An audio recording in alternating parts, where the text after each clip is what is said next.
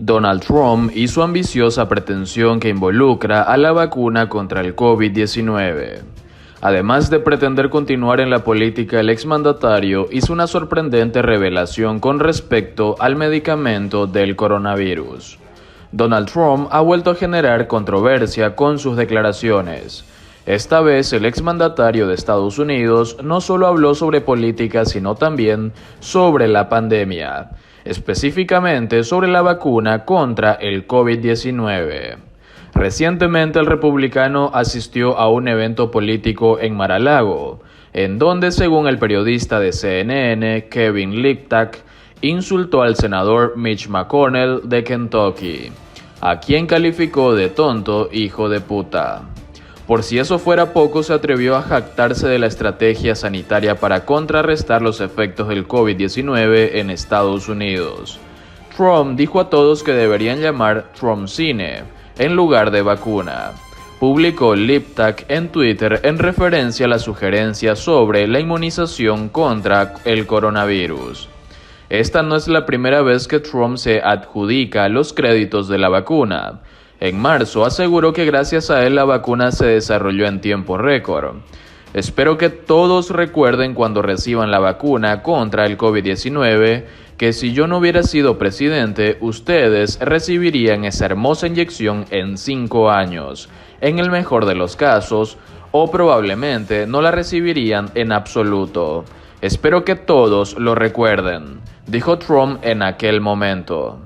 Credenciales de vacunación, otra polémica.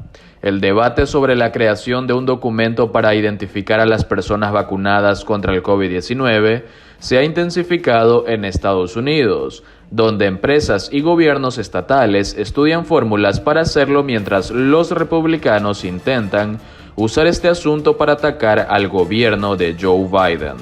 En las últimas horas, el presidente de ultraconservador Freedom Caucus de la Libertad del Congreso, el legislador Andy Biggs, presentó un proyecto de ley que prohibiría a las agencias federales emitir cualquier tipo de documentación que muestre que un individuo ha sido o no vacunado. En declaraciones a EFE este viernes, Biggs consideró que esas acreditaciones solo servirán para imponer el sistema de vigilancia del Gran Hermano en la sociedad estadounidense. El proyecto de ley, respaldado por otros 18 legisladores ultraconservadores y cercanos al expresidente Donald Trump, no tiene ninguna posibilidad de ser aprobado por la mayoría demócrata en la Cámara de Representantes de Estados Unidos, pero muestra hasta dónde están dispuestos a llegar los republicanos. Frente a ello, el gobierno de Joe Biden ha dejado claro que no tiene intención de involucrarse ni apoyar ningún esfuerzo para crear una credencial que sea obligatoria a nivel federal, aunque ha dejado abierta la puerta a que el sector privado desarrolle sus propios sistemas. Una idea impulsada por el sector privado. La idea del sector privado es crear una credencial universal que puedan usar aerolíneas, restaurantes o estadios para permitir la entrada a los estadounidenses que ya se han vacunado, en un intento para aumentar la sensación de tranquilidad y volver a la actividad económica anterior a la pandemia. Esas credenciales serían similares a las tarjetas de embarque de los aviones, que pueden mostrarse con una aplicación en el teléfono o pueden imprimirse en un documento en formato PDF.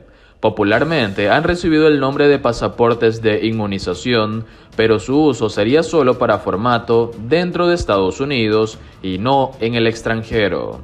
Detrás de esa propuesta está una coalición llamada Iniciativa por las Credenciales de Vacunación y que está integrada por 225 organizaciones públicas y privadas, entre las que ya se incluyen la Cínica Mayo y los gigantes tecnológicos IBM y Microsoft. IBM, por ejemplo, ya ha ayudado al estado de Nueva York a crear su propia credencial digital bautizada Excelsior Pass, y que algunos neoyorquinos comenzaron a usar la semana pasada para entrar al Madison Square Garden. Otros de los integrantes de esa coalición es The Commons Project, una organización sin ánimo de lucro especializada en tecnología y que ha desarrollado la aplicación Common Pass, que ya está dando uso a los viajeros de algunas rutas de JetBlue, United y Lufthansa para mostrar que han dado negativo en un test de COVID-19. Aerolíneas por América. La Asociación Empresarial del Sector de Estados Unidos no quiere que el gobierno obligue a los pasajeros a vacunarse para poder montarse en un avión, pero sí está a favor de crear una credencial que incremente la sensación de seguridad de los viajeros. ¿Cómo elegir entre 17 opciones? Uno de los mayores desafíos, sin embargo, es elegir el mejor sistema entre los 17 que actualmente están desarrollando compañías u organizaciones no gubernamentales. Una de ellas es la tecnológica Eagle Force, que el año pasado lanzó una aplicación llamada MyVax, que permite a los usuarios documentar todas sus vacunas, incluida la anti-COVID, y que ya está disponible en Estados Unidos, así como en otros países del continente americano y africano, explicó a EFE su director ejecutivo Stanley Campbell. Campbell, originario de Florida, estaba en conversaciones con el gobierno de ese estado para implementarla, pero justo la semana pasada el gobernador de Florida, el republicano Ron DeSantis, firmó una orden ejecutiva que prohíbe a las empresas pedir ese tipo de credencial a sus clientes. Otro de los gobernadores estrella del Partido Republicano, Greg Abbott de Texas, ha aprobado una medida similar esta semana y el gobernador de Mississippi, Tate Reeves, lo está evaluando. En el plano internacional, la Organización Mundial de la Salud, OMS, no ha recomendado el uso de estas credenciales porque aún no se sabe hasta qué punto las vacunas reducen la transmisión de la enfermedad.